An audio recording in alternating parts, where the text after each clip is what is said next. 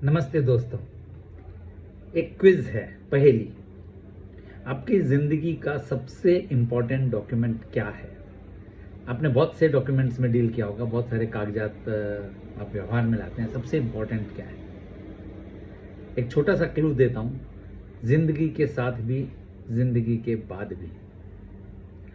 मुझे लगता है आप LIC के बारे में सोच रहे हैं, लेकिन मैं उससे भी इंपॉर्टेंट डॉक्यूमेंट की बात कर रहा हूं, जिसे कहते हैं विल, जिसे कहते हैं वसीयत। क्या आपने अपनी वसीयत बनाई है? अब तक नहीं बनाई? क्यों? क्या आपको लगता है अभी तो मेरी उम्र ही क्या है, मुझे तो कुछ होने वाला नहीं है, जब होगा तब देखा जाएगा? या ये कि अभी मैंने डिसाइड नहीं किया कि किसको क्या दूं? या ये कि सबको, मेरे घर वालों को पता चल जाएगा कि मैं किसको क्या दे रहा हूं, तो फिर घर में झगड़े वगैरह मुसीबत आ जाएगी? कुछ ना कुछ आपके मन में या तो भय है, या आपने इस विषय को बहुत ही लाइटली लिया है, जिसके कारण अभी तक आपने विल नहीं बनाई। लेकिन यदि नहीं बनाई तो ये मान के चलिए कि आप अपने जिन प्यारे लोगों के लिए, बच्चों के लिए, पोते पोतियों के लिए, उनके लिए जो आपने जिंदगी भर पैसा जमा किया था, जो संपत्ति जमा की थी, और आप चाहते थे कि उनको मैं दे के जाऊं, वो यदि ये डॉक्यूमेंट नहीं है तो उनको ये पाने में दिक्कत हो सकती है। जरूरी नहीं कि हमेशा हो, लेकिन बड़ी दिक्कत हो सकती है। तो इससे बचने का क्या उपाय है? इससे बचने का बहुत सिंपल उपाय है। एक प्लेन पेपर उठाएं, उस पे अपना नाम लिखें कि मैं आज की तारीख में ये वसीयत कर रहा हूँ कि मेरी जो संपत्ति है वो इस व्यक्ति को दी जाए, या अलग अलग संपत्ति है तो उसका अलग अलग नाम भी दे सकते हैं। नीचे आप साइन कीजिए और 2 विटनेस के साइन ले लीजिए। वो विटनेस कोई ज़रूरी नहीं है कि आपके बहुत नज़दीक के लोग हों, किसी भी 2 व्यक्ति का, जो कि एक लीगल इंसान है इंडिया का, किसी के भी। तो आपके घर वालों को ज़रूरी नहीं कि पता चले कि आपने क्या विल बनाई है।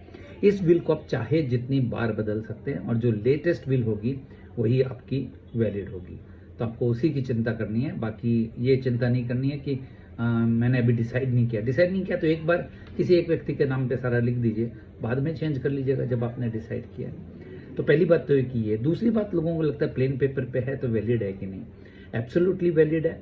हाँ, ये बात जरूर है कि यदि बाद में आप पूरे डिस्क्रिप्शन के साथ में एक प्रॉपर तरीके से स्टैम्प पेपर पे विल बना के उसकी रजिस्ट्री करा देते हैं तो और भी अच्छा है। लेकिन वो बहुत अच्छा बनाने के चक्कर में यदि आप एक ऑर्डिनरी वाली भी नहीं बनाते हैं तो आप एक अननेसेसरी अपने प्यारे लोगों के लिए मुसीबत छोड़ के जा रहे हैं। तो जमीन जायदाद तो छोड़ के जा रहे हैं, लेकिन साथ में बहुत सारा लीगल हैसल भी उनके लिए छोड़ के जा रहे हैं। तो ऐसा मत करिए। तो सिंपल उपाय है कि आज की आज आप एक छोटे सा विल बनाइए प्लेन पेपर पे, बाद में सब कुछ डिसाइड करते रहिए, फिर उसको प्रॉपर्ली बना के उसको रजिस्ट्री भी करा लीजिए।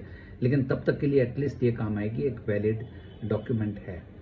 तो मैं उम्मीद करता हूँ कि आप इस चीज़ की गंभीरता को समझेंगे, और इस पे क्लिक मत करिएगा मेरे वीडियो पे कि बहुत अच्छा क्लिक है, कोई ज़रूरत नहीं है। लेकिन ये पेपर ज़रूर बना लीजिएगा, it has to be effective.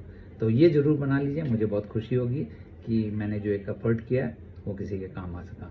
मुझे बहुत आश्चर्य हुआ जब मैंने अपने कुछ नज़दीक के रिश्तेदारों से पूछा, और बहुत समझदार लोगों से, बहुत वेल्दी लोगों से पूछा कि क्या आपने विल बनाई है, और उनका जवाब था नहीं, अभी तक तो नहीं बनाई। और ये फैमिली के हर मेंबर के लिए ज़रूरी है, सिर्फ आपके लिए नहीं। क्योंकि कई बार आप अपने शेयर्स, प्रॉपर्टी घर के मेंबर्स के नाम पे भी लेते हैं। अच्छा, कई लोगों को लगता है कि नॉमिनेशन कर दिया तो हो गया। नो सर, नॉमिनेशन खाली उनको केयर टेकर बनाता है, उनको मालिक नहीं बनाता। मालिक सिर्फ विल बना सकता है। सो दोस्तों, इन पे अमल करिए, और यदि ये वीडियो अच्छा लगा हो तो मुझे फीडबैक जरूर से दीजिएगा। धन्यवाद।